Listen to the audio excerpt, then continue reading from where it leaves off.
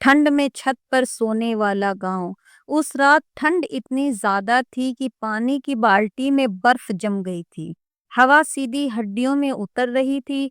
आसपास के सारे गांवों के लोग कमरों के अंदर रजाइयों में दुबके हुए थे, लेकिन बरसाना टोला में एक भी इंसान घर के अंदर नहीं था।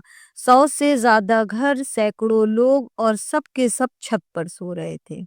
अगर आप इस गांव में उस रात पहुंच जाते और पूछते कि इतनी ठंड में बाहर क्यों सो रहे हो, तो कोई जवाब नहीं देता। बस कोई बुजुर्ग आसमान की तरफ देखता और धीमे से कहता, क्योंकि आग आज भी जिंदा है। और यहीं से शुरू होती है उस गांव की कहानी जहां लोग डर से नहीं लेकिन बंद कमरों से आज भी कांप जाते हैं। गांव का नाम है बरसाना टोला। पहाड़ों और मैदानों के बीच बसा यह गांव अपने आप में अजीब था। दिसंबर आते ही जहां आसपास के गांवों के लोग रजाइयां निकाल लेते, अंगीठियां सुलगा लेते, दरवाजे खिड़कियां बंद कर लेते, यही बरसाना टोला के लोग घरों की छतों पर सोने लगते। यह परंपरा किसी शौक या जिद की नहीं थी, बल्कि एक कहानी, एक विश्वास और एक बड़ो कड़वे अनुभव से जन्मी थी। बरसाना टोला में कुल 100 के आसपास घर थे। कच्चे मकान, मिट्टी की दीवारें, खपरेल के छतें और कुछ नए बने सीमेंट के घर। हर घर की छत पर सर्दियों में चारपाई बिछी रहती। रात होते ही पूरा गांव छतों पर दिखाई देता। बुजुर्ग, औरतें, बच्चे सब खुले आसमान के नीचे, ऊपर सितारे, नीचे ठंडी हवा और दूर कहीं जंगल में आती सियारों की आवाज। गांव के बाहर से आने वाले लोग यह नजारा देखते तो हैरान रह जाते। वे पूछते, इतनी ठंड में छत पर कैसे सो लेते हो? तब गांव के लोग हल्की मुस्कान के साथ कहते, यही हमारी नींद का असली ठिकाना है। लेकिन इस जवाब के पीछे छुपी कहानी कोई आसानी से नहीं सुनता था। ये कहानी ही आज से करीब 40 साल पहले की बात है। तब बरसाना टोला एक शांत साधारण गांव था। लोग सर्दियों में घर के अंदर ही सोते थे। उन दिनों घर में लकड़ी और गोबर की अंगीठियां जलती थीं। रात भर आग सुलगती रहती और लोग आराम से सोते। एक साल की सर्दी कुछ ज्यादा ही कड़ाके की थी। जनवरी का महीना था, कई दिनों में से कोहरा छाया हुआ था। उस रात भी गांव के लगभग सभी घरों में अंगीठियां जल रही थीं।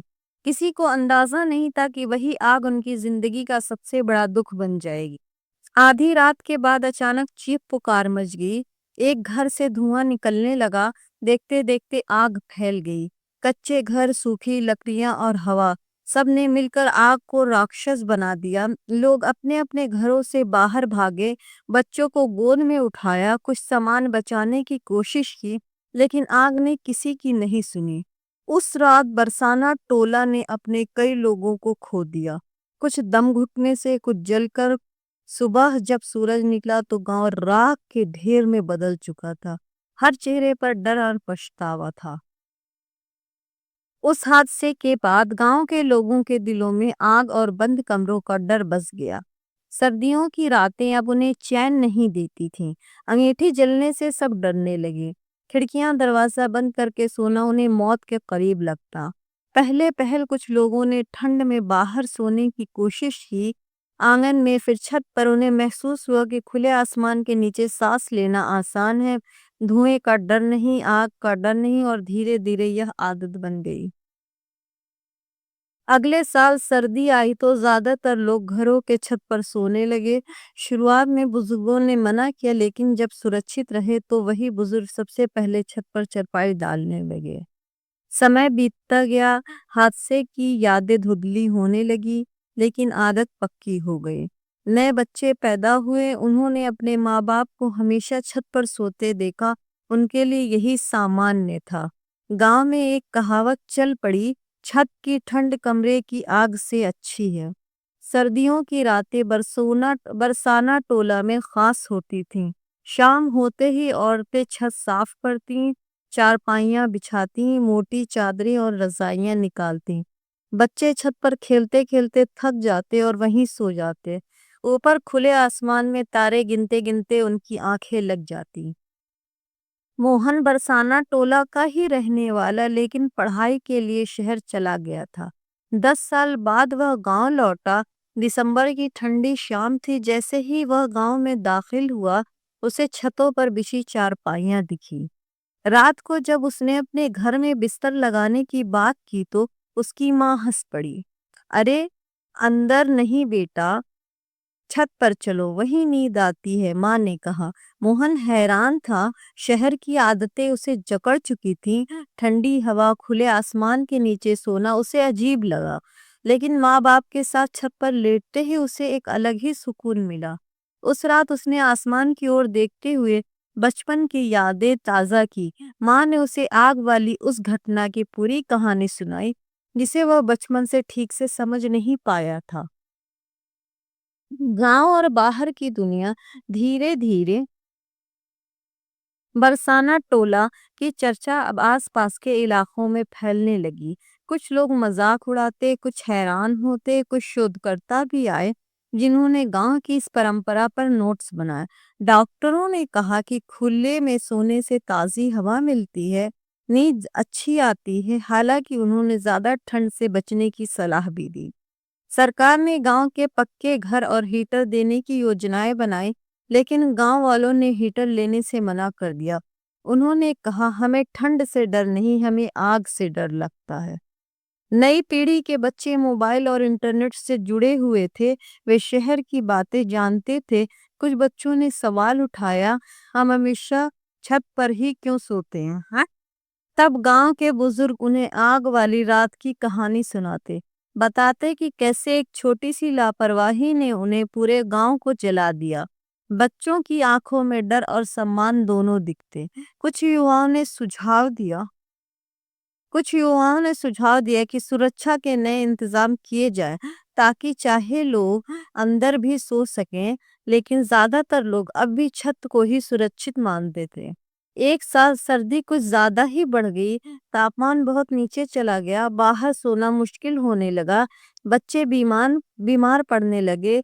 गांव में बहस छिड़ गई, क्या अब परंपरा बदलनी चाहिए? आखिरकार पंचायत बैठी। लंबे विचार विमर्श के बाद तय हुआ कि बहुत ज्यादा ठंड में बच्चों और बीमार लोगों को अंदर ही सुलाया जाए, लेकिन आग और हीटर का इस्तेमाल नहीं होगा। खिड़कियां खुली रहेंगी।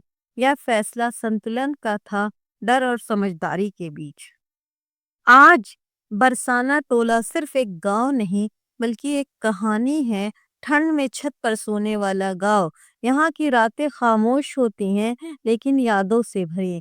जब कोई बाहरी व्यक्ति पूछता है, तुम्हें ठंड नहीं लगती, तो गांव के लोग मुस्कुरा कर कहते, ठंड लगती है पर डर नहीं लगता।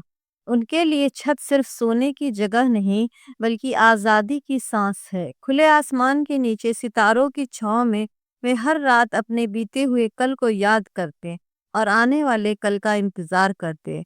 बरसाना टोला की यही कहानी डर से जन्मी, आदत में बदली और परंपरा बन गई एक अनोखी जिंदगी। हालांकि वह आग बरसों पहले बुझ चुकी थी, लेकिन उसकी परछाइयां अब भी गांव के लोगों के मन में जिंदा थीं। कई बुजुर्गों का कहना था कि सर्द रातों में जब हवा अचानक तेज चलने लगती है, उन्हें जलते हुए घरों की चरमराहट सुनाई देती है। कुछ औरतें बताती हैं कि आधी नींद में उन्हें धुएं की गंध महसूस होती है। यह रहस्य था कि सिर्फ यादों का बोझ कोई तय नहीं कर पाता, लेकिन इसी अनकहे डर ने गांव को अंदर से जोड़े रखा।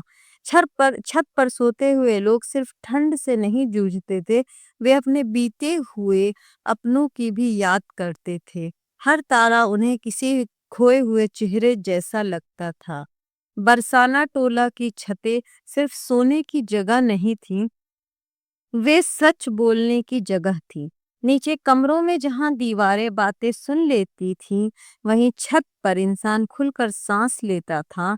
कई परिवारों के झगड़े छत पर लेटे लेटे सुलझे। कई अधूरी माफियां ठंडी हवा में घुलकर पूरी हों। बच्चे जब अपने बड़ों से सवाल करते, उस रात आप क्यों नहीं जागे, तो जवाब भी यही मिलता। यह गांव सिखाता है कि डर को छुपाने से नहीं, उसे स्वीकार करने से शांति मिलती है। सामाजिक संदेश। जब पक्के मकान बने, बिजली आई, मोबाइल नेटवर्क पहुंचा, तब भी बरसाना टोला ने अपनी परंपरा नहीं छोड़ी। बाहर की दुनिया उन्हें पिछड़ापन कहती थी, लेकिन गांव जानता था कि यह जिद नहीं, चेतावनी है। यह उन हजारों गांवों की कहानी थी जहां विकास तो आता था, पर सुरक्षा और संवेदनशीलता पीछे छूट जाती थी। बरसोना टोला ने आ, बरसाना टोला ने आज से सीखा था कि सुविधा अगर बिना समझ के अपनाई जाए तो वही सबसे बड़ा खतरा बन जाती है। मोहन शहर लौट सकता था। वह चाहता तो इस परंपरा को अंधविश्वास कहकर खारिज कर सकता था, लेकिन एक रात उसने देखा कि उसकी माँ नींद में आसमान की ओर मुंह करके सो रही है थी, जैसे ऊपर कोई उसे देख रहा हो। तब मोहन समझ गया कि यह सिर्फ सोने का तरीका नहीं, बल्कि जीने का नजरिया है। उसने गांव में एक छोटा पुस्तकालय और सामुदायिक केंद्र खुलवाया, जिसकी छत जानबूझकर खुली रखी थी। वह आग नहीं, सिर्फ रोशनी थी। डर नहीं, सिर्फ यादें थीं।